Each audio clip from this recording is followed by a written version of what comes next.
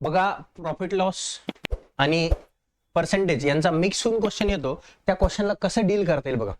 एका विक्रेत्याने 25 laptop 12% नफ्याने 25 laptop 12% नफ्याने आणि 15 लॅपटॉप 20% नफ्याने 15 लॅपटॉप 20% नफ्याने विकले. जर त्याने सर्व 40 लॅपटॉप 18% नफ्याने विकले, ठीक आहे, असते तर त्याचा नफा 30,000 ने जास्त आला असता. 40 लॅपटॉप 18% नफ्याने विकले असते तर 30,000 रुपये एक्स्ट्रा आले असते. बघा ना, असे विकले पण असे विकले असते तर एवढा नफा जास्त आला असता.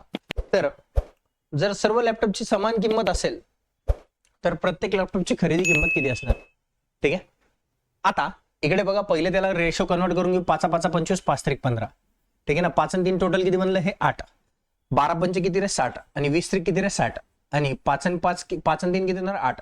120/8 म्हणजे इकडे ओव्हरऑल नफा त्याला किती आला, 15%. अरे बरोबर आहे का.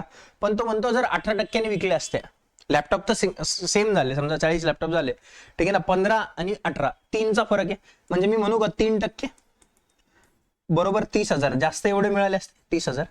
तर 100% बरोबर का असणार, इकडे येणार x 3 1 3 म्हणजे हे येणार 1 2 3 4 आणि हे 1 2 3 4 आणि हे 2 शून्य गुणाकारात येणार.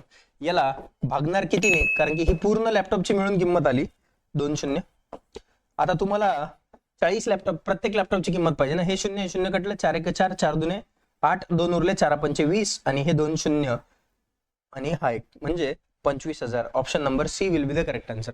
असेच क्वेश्चन बघण्यासाठी चॅनलवरती नवीन असाल तर चॅनलला शेअर, लाईक आणि सबस्क्राईब करायला विसरू नका. धन्यवाद.